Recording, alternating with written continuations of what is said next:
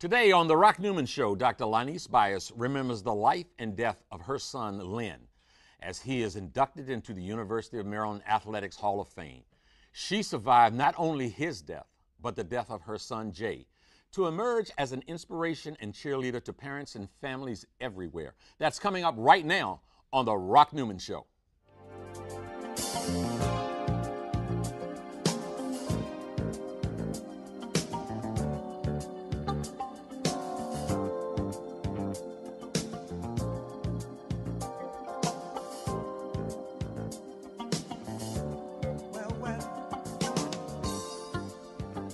Welcome to The Rock Newman Show from the campus of the historic Howard University, located in the nation's capital. I'm Rock Newman, and it is my desire to inspire you with personal stories of extraordinary achievement. 28 years after his death, Len Bias is being inducted into the Athletic Hall of Fame at the University of Maryland. When Bias died in 1986 of cocaine overdose, he had become the university's all-time leading scorer and had been drafted by the Boston Celtics with their first pick. His mother, Dr. Lonise Bias, is here to talk about what Len meant to her, this region, and American sports overall. Dr. Bias, thank you so much for joining us today. The honor and privilege is mine. Speaking of honor, on Friday, your son, Len, after 28 years of waiting, is going to be inducted into the University of Maryland Hall of Fame. Let me please read you something. John Feinstein, the writer, wrote, "Bias should be forgiven. He was young and foolish and paid the most horrible price for his mistake. But like Rose," speaking of Pete Rose, "he should not be honored. Pitied, certainly, but honored, no." You're Len Bias's mom. How do you respond to Mr. Feinstein or to that kind of commentary? Well, this type of commentary is not new to the Bias family. We have lived through some very difficult times, and what I know as I have grown and developed in the last 28 years is that opinions are like noses. Everybody has one. And Mr. Feinstein certainly has his belief system, and we have ours. And in spite of it, we will be honoring Len Friday. Let's go back. Len Bias, people speak of him almost as they speak of Superman. But he wasn't always Superman. He was your little baby boy. Yes, yes. Talk to us about Len Bias, the child. Well, he was my oldest son of 4 children, and we are a very close-knit family, my husband James and I and the 4 kids. And him being the oldest, he had responsibilities and was just fun-loving. I can remember my husband wrestling in the floor with them, he and Jay. Wrestling. They would come and jump on him. We're going to beat Daddy up. We can get him. We can get him. Was he a tall kid at 8, 9 years old? No, he wasn't. No. He eventually got to be 6'8". As I said, he was. They played with their dad. They did a lot of things, but all of a sudden something happened when he hit the 6th grade. It just seems like overnight he just began to shoot up, and then by the time he hit junior high school, he was tall. We saw that he had long arms and legs, and he just began to grow. There was a growing spurt. And when did you sense that? When did he first take up basketball, and did he play other sports also? Well, when we came out of the Landover Chevrolet area, and he was a part of the community center there, and they played the little football, Pop Warner and that that type of thing. And it seems like it wasn't his game. I actually have pictures, I couldn't find them, of he and Jay in what my kids used to call the suicide helmets. You know, the little ones you would get with the little set that you would buy. Sure. And they would have those on. So it seems like football wasn't a good fit for him. We would go to his games, but he really took off when he hit junior high school. I actually have a plaque that he made where he was called the human eraser, and they said that he could jump. This boy had hops, I think, or something they called it. Yeah. And at that time, all of my children attended the same schools, all 4 of them. Mm-hmm. So Greenbelt Middle School was the feeder school for Northwestern. So the coaches got together, and whoever the coach was at Greenbelt said, I have this kid here at Greenbelt that will be coming over to Northwestern. You may want to take a look at him. Sure. In terms of his athletic ability playing basketball. Mm-hmm. So what was he a kid that was did he get into trouble much? Was he a kind of fun kind of guy? He was a fun kid. Uh-huh. As a matter of fact, I was at my daughter's house yesterday, and she and my baby son teased me a lot, and they were laughing. And I took her back. I said, do you remember when you and Jay and Len would sit at the table, mm-hmm. laughing, and my daughter saying, say it again, say it again. Mm-hmm. So they had a lot of fun. He was very active in terms of, he and Jay used to imitate Howard Cosell, you know, on the little absolutely the little recorders that they had. Yeah. So they were very interactive as a family, loved fun, and we did what families did back in those days. When did he get the nickname Frosty? Well, it was when he was born. Mm. When he was born. You don't see it today, but back in the day, not dating myself, when babies were born, some of them would have a skin on them. They would have a secondary type of skin, and it would peel off. You would have to put mineral oil on it. Sure. And when they brought me to him, he was covered with this flaky skin, and I said, I'm going to call you Frosty. And that was the nickname. And you know what? See, you just cleared up a misconception, because many writers say now that he was so on the court, he was so cool that's when someone nicknamed him Frosty. But Mama did it at well, birth. Maybe I was speaking prophetically at the time when he was born. Yeah. Okay. So we're the coach is saying, come over to Greenbelt. We've got this kid that might be going to Northwestern. Mm-hmm. He ends up going to Northwestern. Mm-hmm. Tell us about those high school years. Well, we were absolutely thrilled.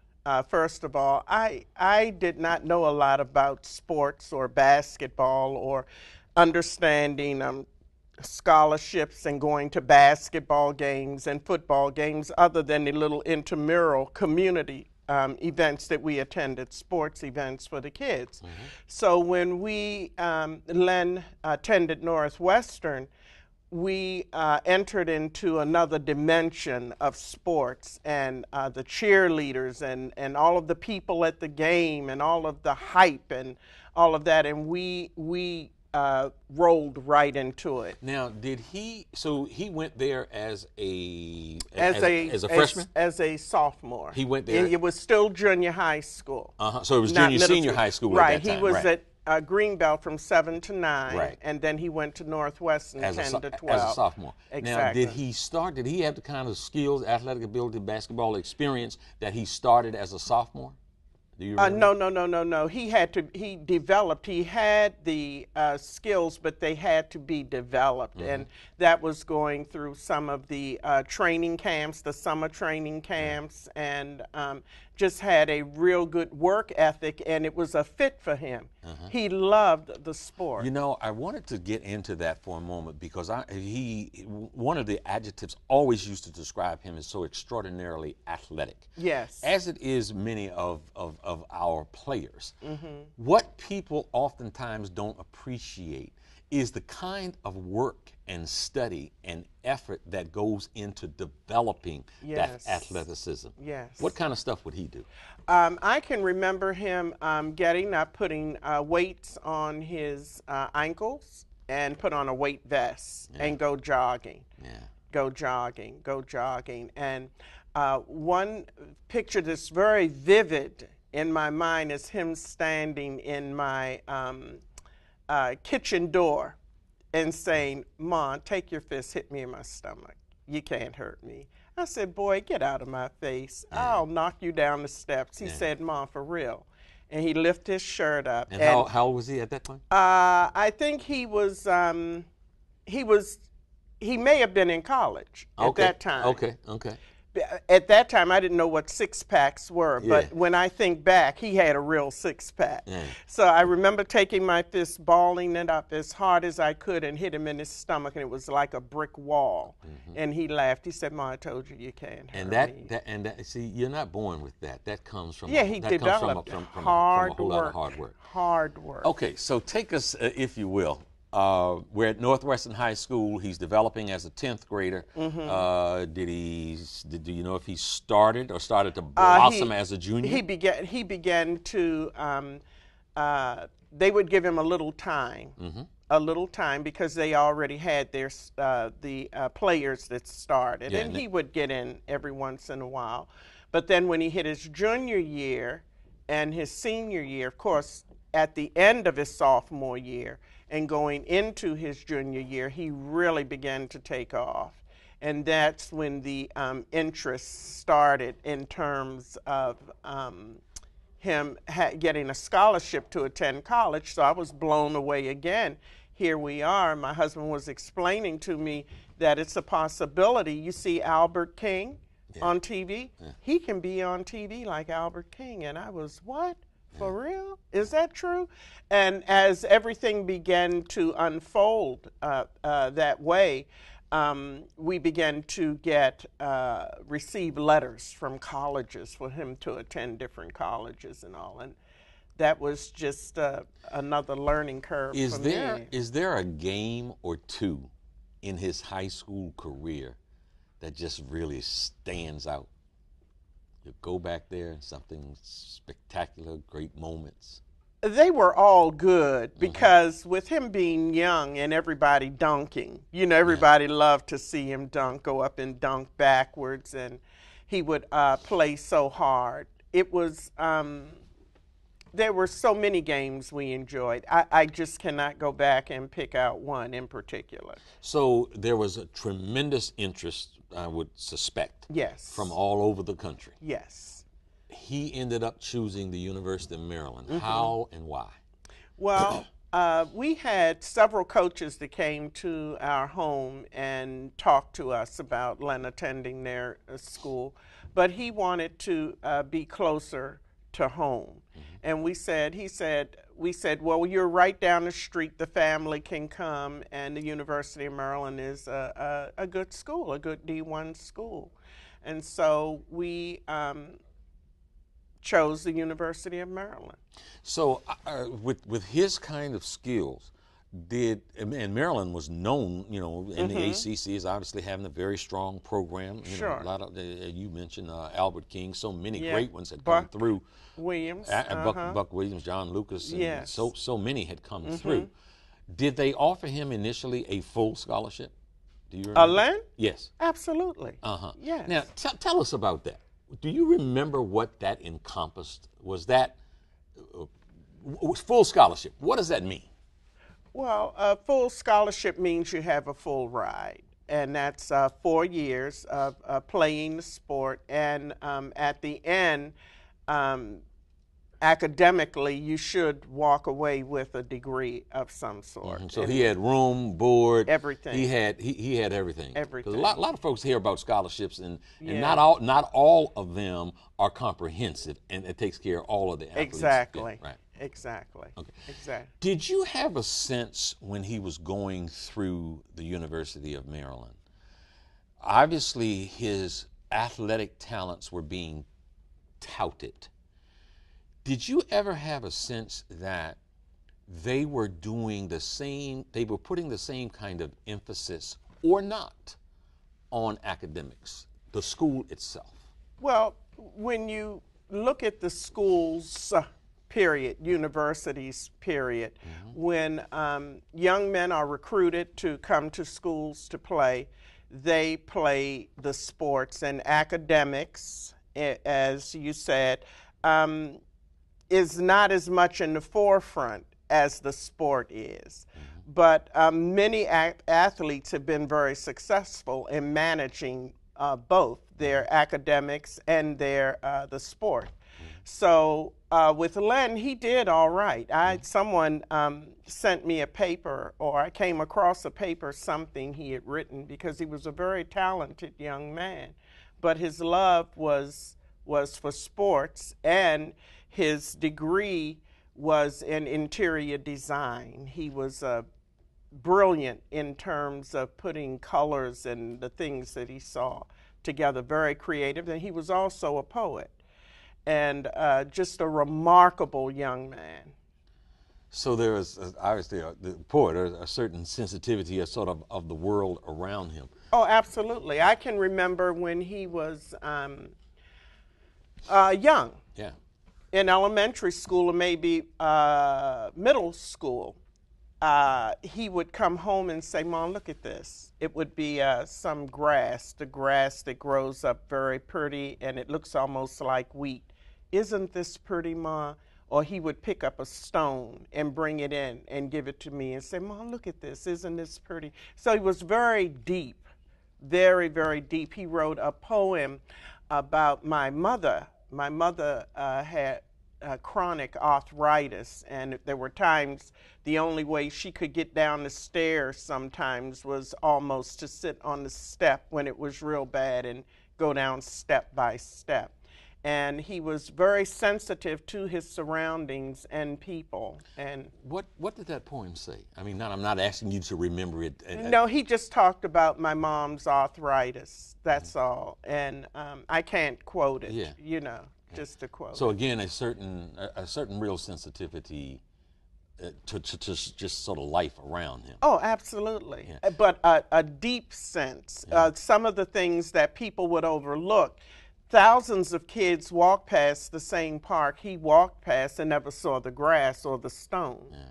But he saw it. It was something in him that drew him to look at it. You know, it's so amazing in this sports crazed culture how people look at athletes in a one-dimensional kind of way. And you now are talking about just a person, a multi-dimensional person, Absolutely. not just an athlete. Absolutely. Absolutely. How did you had another son 4 years younger, Yes. Jay? Yes. So Lynn is rising in stature, has gotten tall, is kind of achieving superstar status. Yes. What kind of effect did that have on Jay, on his brother, on his little brother? Oh my goodness. Having a brother coming up and him coming up behind him, it was a dream come true. His brother was Lonise Bias, or if Jay was playing middle school, playing ball in middle school, and his brother was in college, it meant everything. It meant everything to him. And he looked up to his brother. He looked up to his brother.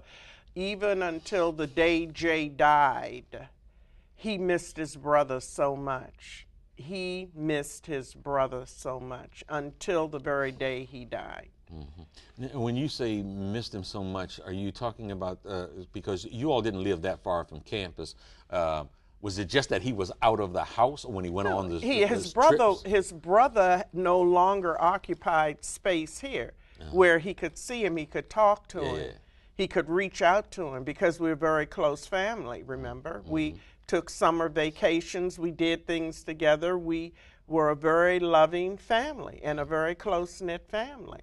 And then here it is, and not to mention that one thing that we don't touch on is the insensitivity that young people had towards Jay after Len's death. People were very mean and cruel to him. Very mean and cruel. He went through a lot. I really want to come back to that. That's an important element of what I'm trying to understand as we talk about the legacy of Lonise Bias. So he's in college now. He is really achieving superstar status. Don't mean to put you on the spot here, but I do want to see if we can go back and if any particular game or games or set of circumstances on the court while he was in college stand out in your mind? Two, very quickly. The first one Take your was time. We love this. one of the games that he was playing. The way we were seated in Cole Fieldhouse, I could see him right there, and he was going to the line to shoot foul shots, and he was bent over, and he looked over at me and went like this, and I smiled. I remember that. And then I remember the crying Tar Heel fans that I still run into about how he tore up the Dean Dome when he went down, and the first time they played down there that they won in the brand new place. Yeah. Those two I remember, but I run into people who say, I remember him because he beat us. He beat us in the Dean Dome. Okay. So he has this spectacular career, all ACC, All American, Player of the Year, and he is drafted. Wait, before I get into the drafting, can you share some reflections on how you felt about Lefteridge yourself? I don't care to. I don't care to. He, as far as I said, in depth in terms of going back to that, he was a decent coach. You know, we would see him after the games. We would talk to him. My husband and I would interact with him. He was his coach. He was his coach. Now, when you say you don't care to, you mean you don't care to talk about him? No, I mean, people sometimes want to go back a little further than I care to go back into how I felt about what happened the night that Len died and all of that. Up to that point, all I knew was, you know, he was the coach, and he coached basketball at Maryland, and Len played for him. So now Len has this superstar career, as I just mentioned. You know, all of those accolades, so much of a career that the storied franchise, one of the most storied franchises in the NBA, led by Red Auerbach, who said to many that he had been looking at Lonise Bias for many years, and that he wanted your son to be drafted and to become a Celtic and to become the face of that franchise. He basically saw him as a savior.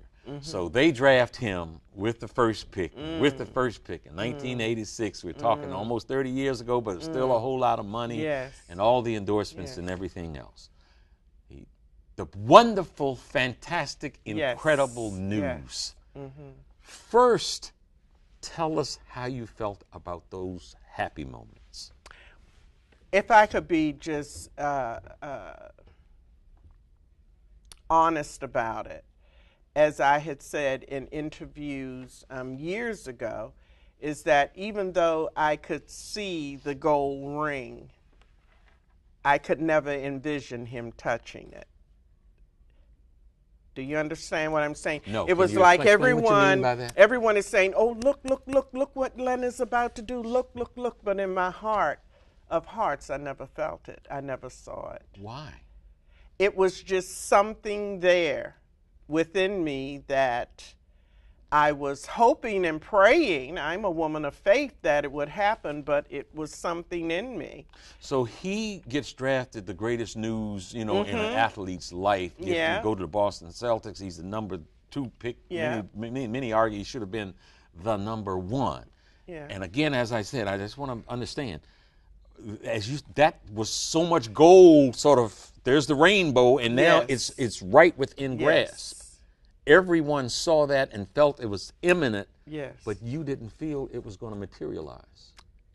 It wasn't that I didn't feel that it wasn't going to materialize. It was I had a wait and see attitude if it would happen. Right. If you can understand what I'm saying. Okay. It wasn't that I was saying, oh, that's not going to happen, or I'm there with my family, we're all cheering, we're all hoping, but as a mother inside of me, this isn't anything that I was going around telling people, oh, I don't think it's going to happen. I'm sharing with you what was on the inside of me. At that time, it was like, I can remember being in the hair salon one day, and the hairstylist was saying, oh, this is going to happen, that's going to happen. And I said, but let me explain to you what I see. I said, you see that table there? It looks like I'm going to go over and touch it. But until I touch it, I have not touched it. And that's the way I am with Len. I don't know. And then people, you know, she said, oh, you're silly. What are you talking about? But I knew what I felt in my heart. So those were the moments of euphoria. Yes. Can you share with us the most horrible call? Oh, yes, absolutely. It will be in my book when it's released. We're laying there in bed on June 19th, and a call comes, and what I remember clearly about that morning is that the room was filled with so much sunlight till it was almost like your eyes watered. When you opened your eyes, the sun was so bright. And it was early in the morning, about 6:30. The phone rang, and it was someone saying that Len was sick, he's at the hospital. I said, what? And so I told my husband, he said, what?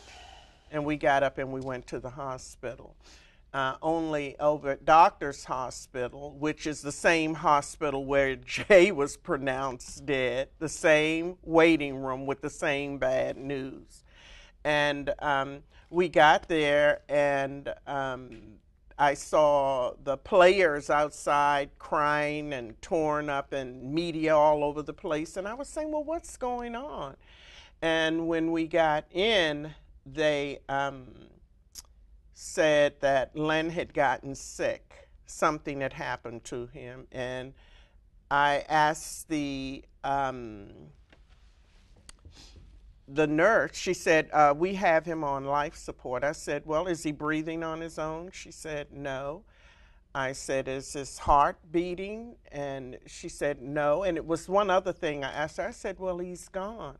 And she said, no, he's not gone. The doctor isn't here yet. And in my spirit, I felt what I actually went through what I had been thinking all of that time. What was in my spirit, it wouldn't happen. So it was almost a sense of not a relief, but a release. And then she said he's not gone. You felt that he was gone. Yes. When did someone come out? Yeah, they came out later, or? not hours after the doctor arrived, and he gave the official declaration, if you will, that he's gone. And then everything fell to pieces. Everything went crazy. And we went in and we looked at him, and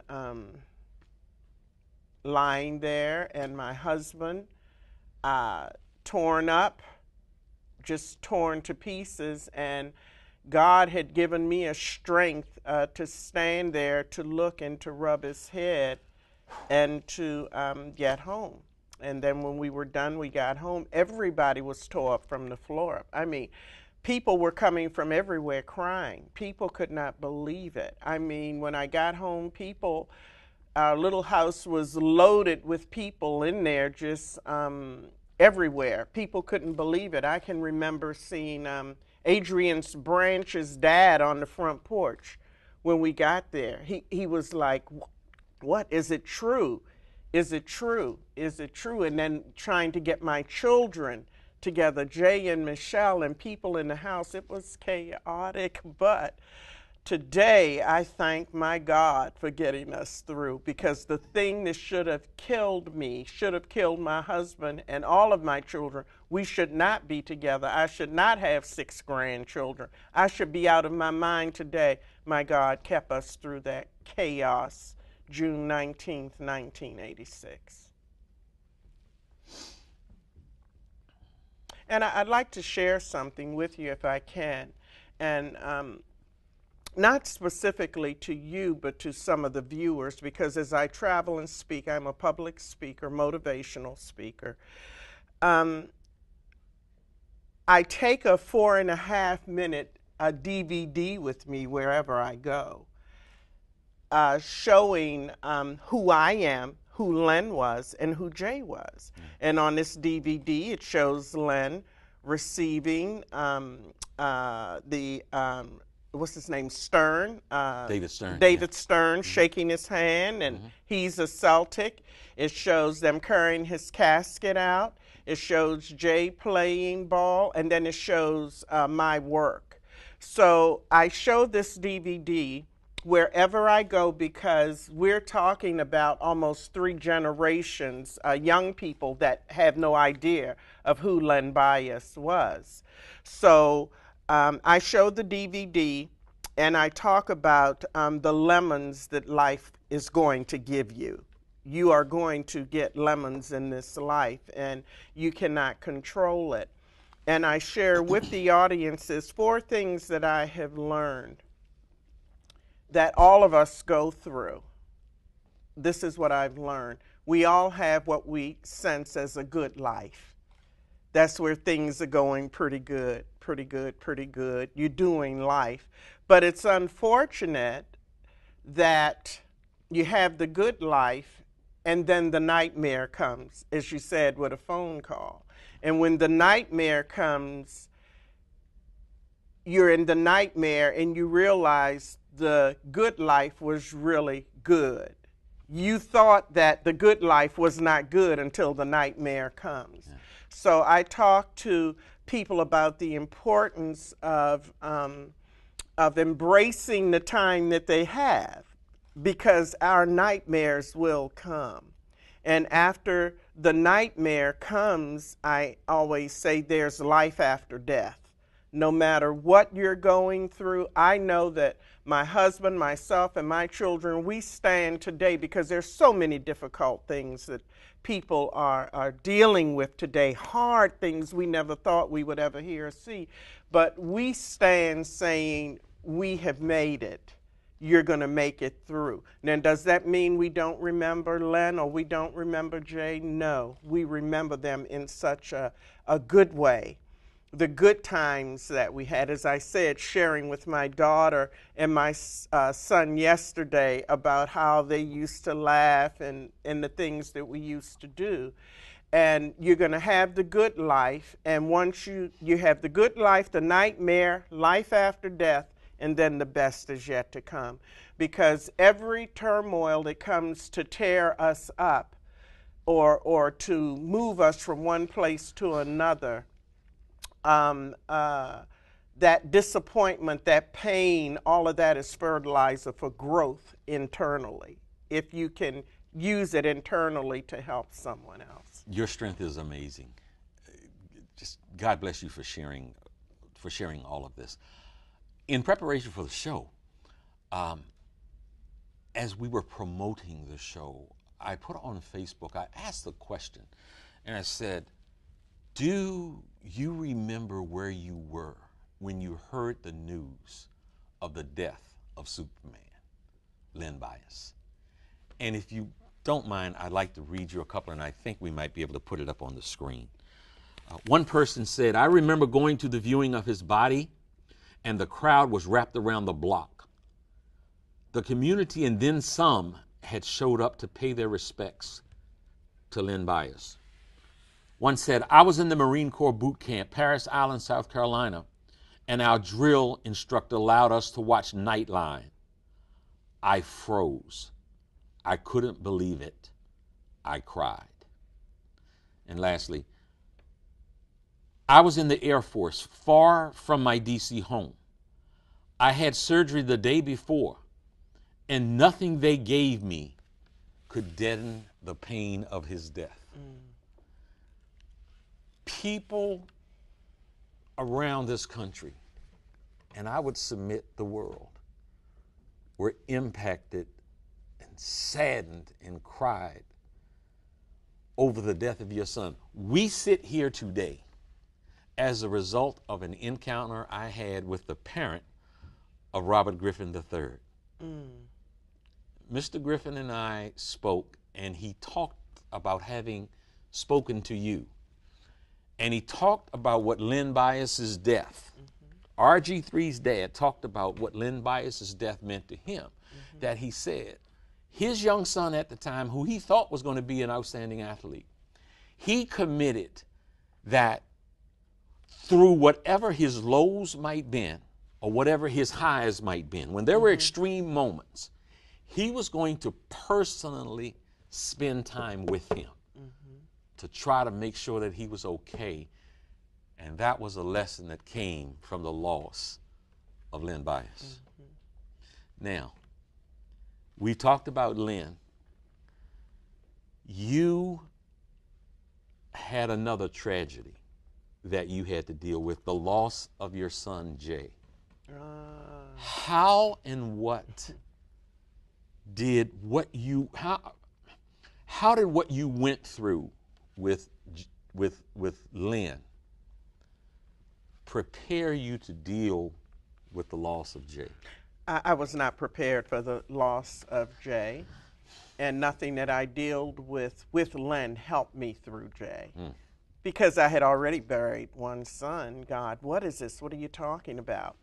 My daughter called me, and she said, Mom, Jay has been shot. I said, what? This was 4 years after Lynn. Right. And I said, it was about 1:30 in the afternoon, something like that. So she says, we're over at Doctor's Hospital. I said, okay. Same hospital, as I said earlier, with the same bad news. So I go in, and as I'm going through the same doors again, some people are saying to me, oh, I'm so sorry. Oh, I'm so sorry. And I'm saying, what are they telling me they're sorry for? And people were so sad. So I go to the same waiting room and knock on the same door. And my daughter opens it. I said, how is Jay doing? She said, Mom, Jay is gone. I said, what? She said, Jay is gone. I went completely off. I took my fists and I beat the walls in that waiting room with my fists. I beat holes in the wall. I took the lamps, I threw them in the floor. I screamed, I hollered. I was so angry with God. I was so mad. This was not fair.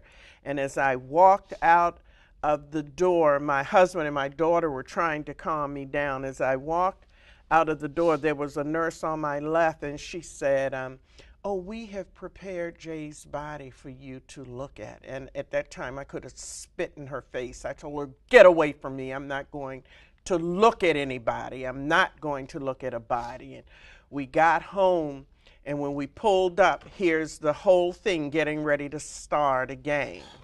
And I walked in. There were people seated in my house. I told them to get out of my house. Get out. And I have a big brother. I took him, I put him on the front door. I said, don't let anybody in here unless I tell you to. This is not going to be a circus the way it was before. I'm not going to have all of these people in my house. I want no one in my house. And then I went to my bedroom and shut the door and stayed in there for 3 days. And every time I thought about what God had allowed to happen to our family again, I would get mad. I would lay there. Someone would bring me a cup of water. I'd take it and throw it up against the wall. So God let me have my temper tantrum for 3 days. And on the third day, I got up and I started to move forward. I had the good fortune, the experience. I visited Daddy King in Atlanta, the father of Martin Luther King. Yes. Martin Luther King had been assassinated. His son, A.D. King, had committed suicide. Yes. And his wife, Ms. King, had been shot in church, murdered while she was playing the organ. Yes.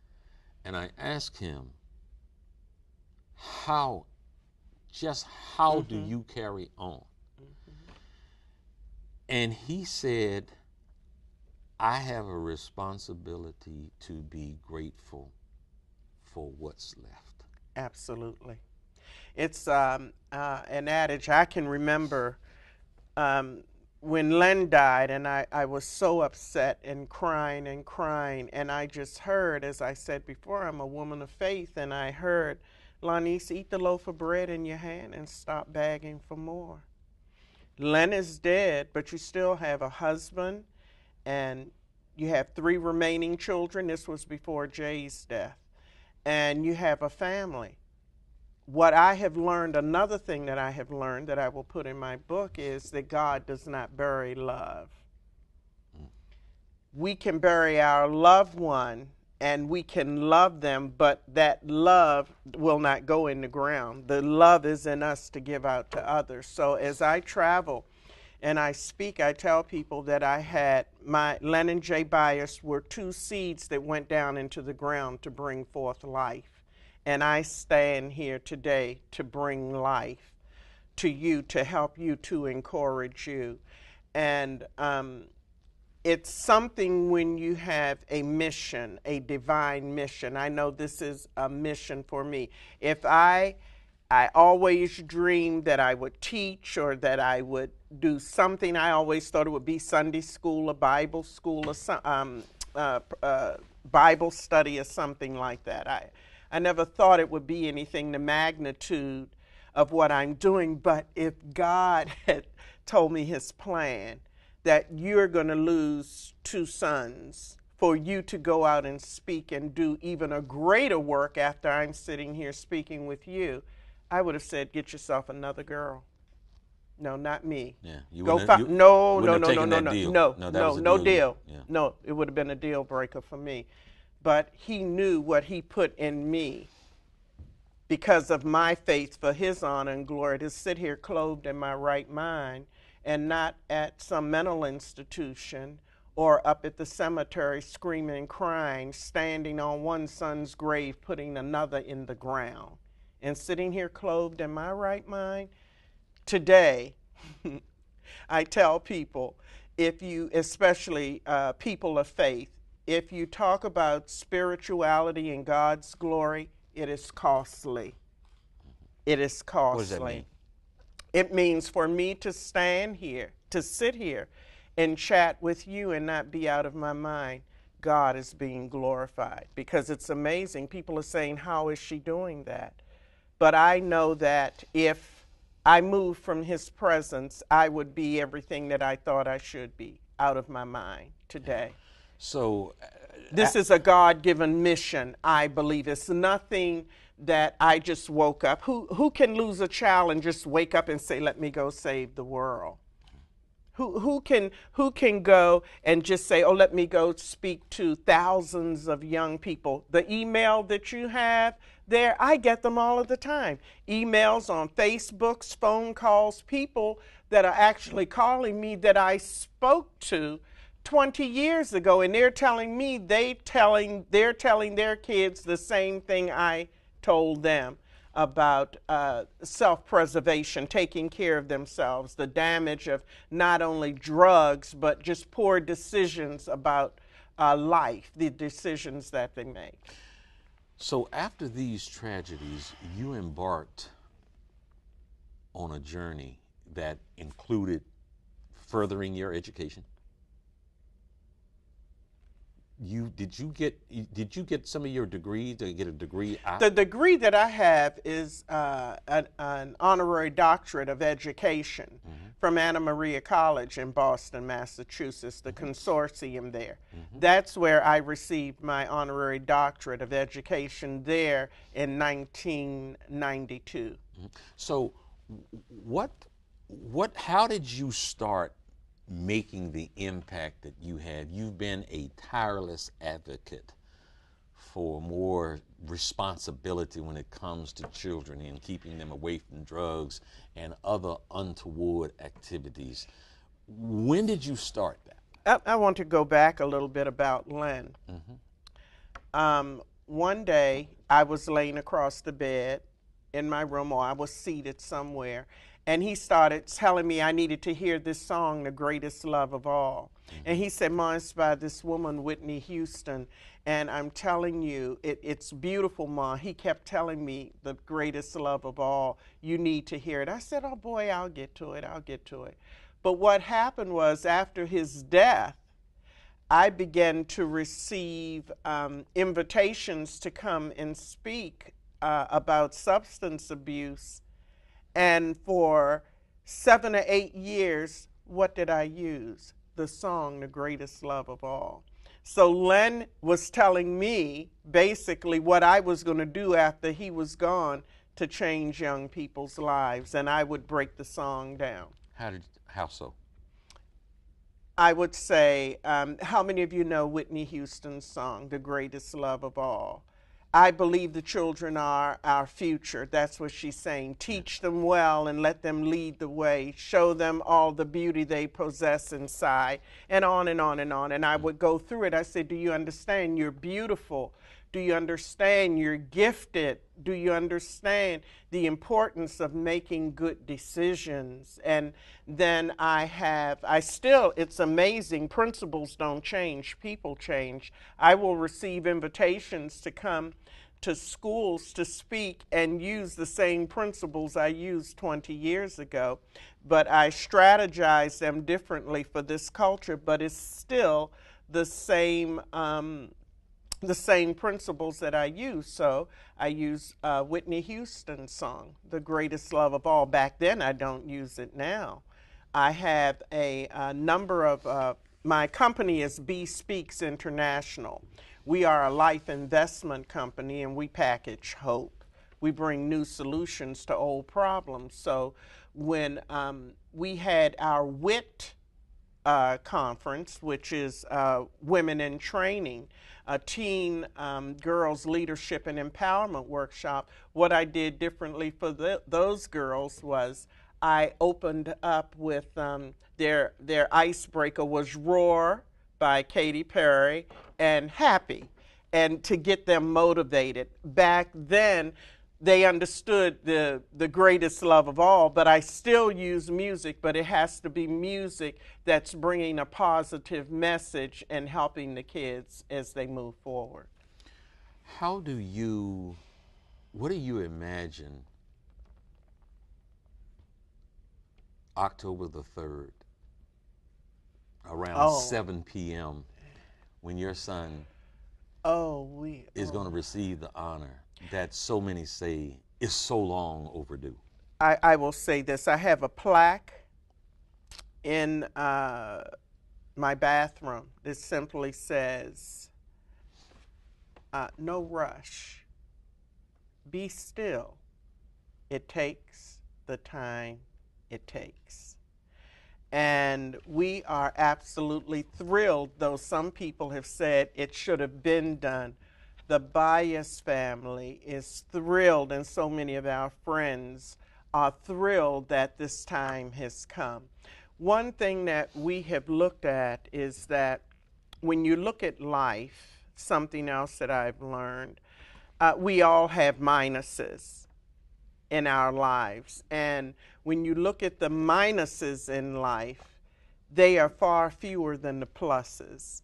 And so this little hiccup that happened that changed the way people look at drugs and substance abuse over 28 years ago, the seed that went down into the ground is being honored 28 years later. And my husband and I have lived to see it, and my 2 remaining children and my grandchildren will be seated around the table with us, and my father, who turns 88, his birthday is today, 88 years old. So we are thrilled that we lived to see this.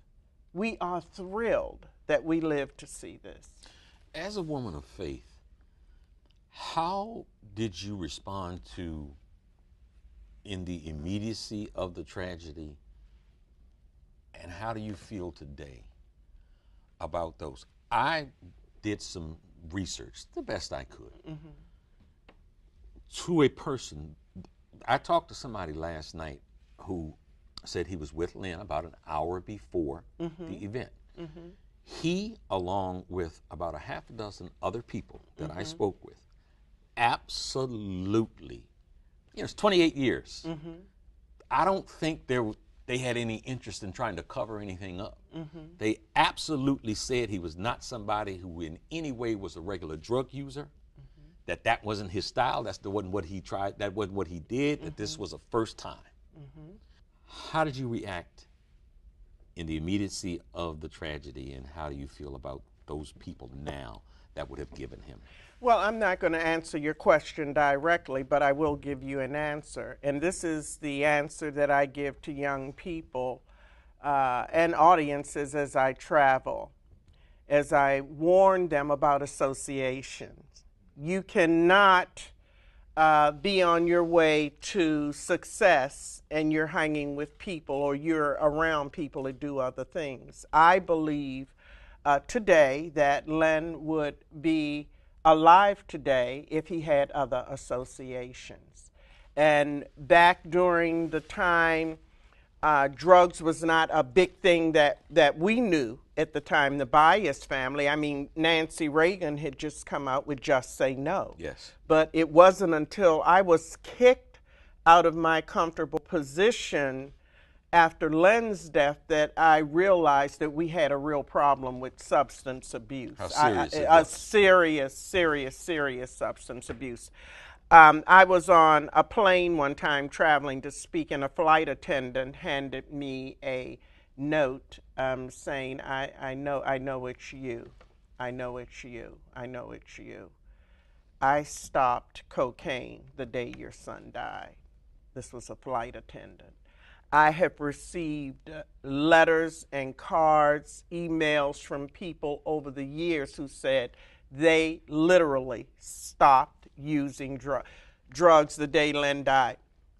My husband and I were in, Walmart.